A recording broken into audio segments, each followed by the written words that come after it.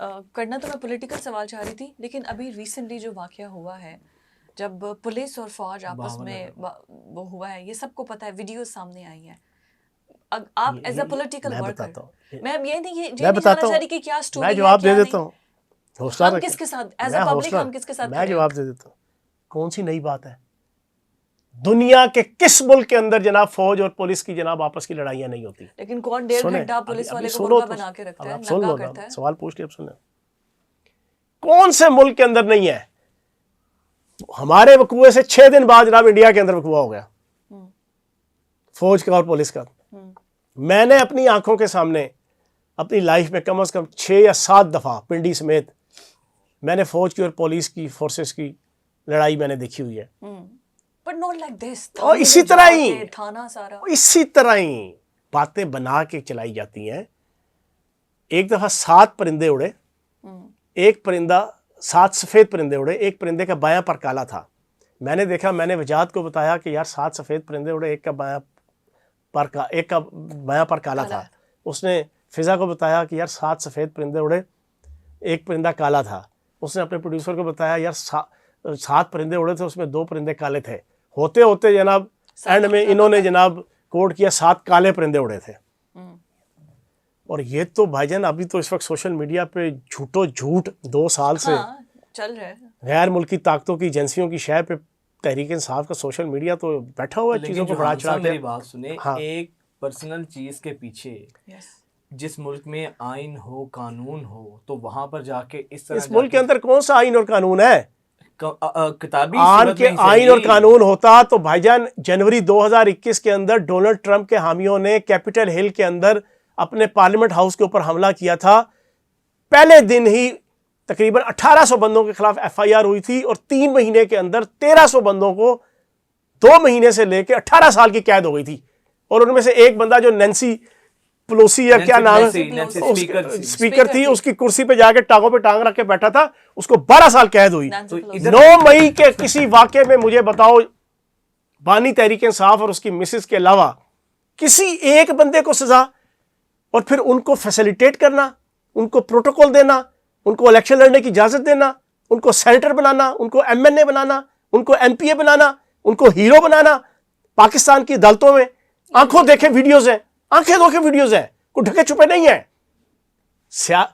Prosecution के भी हालात चेंज हो गए हैं सोशल मीडिया के बाद। अब प्रोसिक्यूशन वो नहीं रही कि आप कहें कि हाँ जी अभी देखेंगे, अभी सोचेंगे, अभी हेयरिंग होगी, अभी गवाह आएंगे, अभी जरा होगी। और भाई वीडियोस मौजूद है, वीडियोस का क्लियर हो जाता है कौन सी फेक है। फ्रांसिक ऑडिट रिपोर्टें मौजूद हैं, एक एक बंदे की मौजूद है। उस हसान नियाजी का जिसने जनाब पाक फौज के कोर कमांडर की वर्दी में डंडा दे के जनाब वहां खड़े होकर बकवासात की, आज उसके बाप का रोना धोना आप हीरो बना के दिखाते हैं। उसने पूरी पाकिस्तान की कौम और अदारे की डिग्निटी को और पाकिस्तान की वकार का सत्यानाश फेर दिया। ये यहां पर रूल ऑफ लॉ है, आप उस रूल ऑफ लॉ का रोना रोते हैं। और भाई ये सिंपल सी बात है, हर पार्टी के अंदर। अच्छा, आपको ये चीजें नजर आ गई, वजाहत साहब मेरे साथ आप चले पंजाब के, बलूचिस्तान के और KPK के और सिंध के जनाब अंदरून में। मैं आपको बताऊंगा वहां पे आपके MNA MPA वडेरे जागीरदार सरमायादार और ब्यूरोक्रेट किस अंदाज से जनाब पब्लिक को कुत्तों की तरह रखते हैं। और कुत्तों को तो चलो हमारे माशरे में इज्जत मिल जाती है, सूअरों की तरह रखते हैं। हमारा मुसलमान माशरा है, सूअर से नफरत होती है, सूअरों से भी बदतर जनाब वहां पे आवाम को रखा जाता है। आप करते हैं रूल ऑफ लॉ की बात और एक वाकये को बुनियाद बना के पूरे अदारे के हवाले से आप बातें शुरू कर दें। चौहान साहब, अब PTI की जो आपने बात की, क्या आप नहीं समझते कि 9 मई का हुआ वाकया, इसमें आपने कहा 350 मकामात, चौहान साहब फिजा मियां वाली की एयर बेस पे वहां पे JF थंडर त्यारे खड़े हैं, 5-5 अरब रुपए के एक त्यारा है। इतने उल्लू के पट्टे थे कि उन्होंने पहली दीवार तोड़ी, दूसरी दीवार तोड़ी, त्यारों को जाके आग लगाने लगे, तो फिर सीधे फायर मारे अगलों ने, फिर भागे वहां से। लेकिन चौहान साहब किसी एक को यार, किसी एक को, अच्छा फिर एक चीज नहीं समझ आती। मेरा सवाल तो सुने ना, मेरा मुद्दा सुने। एक कोर कमांडर हाउस तक पूरा मॉब चला जाता है तो कुछ नहीं होता उस वक्त, और उसके बाद यहाँ पे एक पुलिस ऑफिसर, एक आर्मी ऑफिसर, उसके लिए पूरी की पूरी जो प्लटून आ जाती है, यूनिट आ जाती है। भाई पर्सनल लेवल की चीजें होती है यार। इस मुल्क में इस मुल्क में कौन सा माफिया नहीं है? क्या सहाफियों का माफिया नहीं है? क्या मौलवियों का माफिया नहीं है? क्या ताजरों का माफिया नहीं है?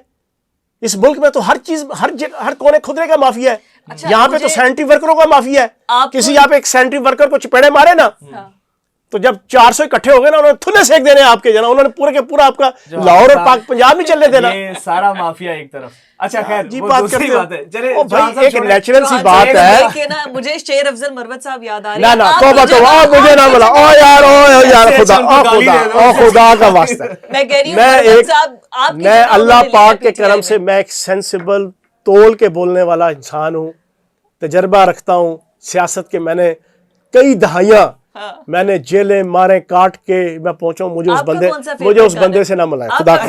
मुझे गाली दे ले, वो वजाहत की बात ठीक है, मुझे गाली दे ले। अच्छा मरवत साहब पीटीआई को छोड़ दो, उसका नाम ही ना लो। ओ यार छोड़ दो। नहीं, आप जवाब मैं आपसे पूछ रही हूँ ना, सवाल पूछ रही हूँ कि वो पीटीआई को बेड़ा घर कर रहे हैं मानी पीटीआई का मुकदमा बड़ा मीडिया में आके बड़ा हाईलाइट करके डिफेंड। एक वो पता नहीं पेशावर का एक नमूना है ना, फीमेल, एक मेल नमूना है ना, सारे नमूने इकट्ठे हुए हैं, बेड़ा गर्क करने लगे हुए हैं। सारे मिल जाए ना, उस वक्त आपका जोड़ नहीं है जो आप उस वक्त डिफेंड करते हैं। नहीं, बात डिफेंड करने की नहीं है, और चवले तो ना मारो यार। अच्छा, हर रोज एक नई चवल, रियासत के खिलाफ चवल। देखो, एक चवल होती है, आपने कोई बोल दिया अपने आप जमातों के खिलाफ, शख्सियात के खिलाफ, कुछ चवल मारते हैं, कोई अग्रेसिव हो जाते हैं, कोई अपनी पार्टी एफिलिएशन।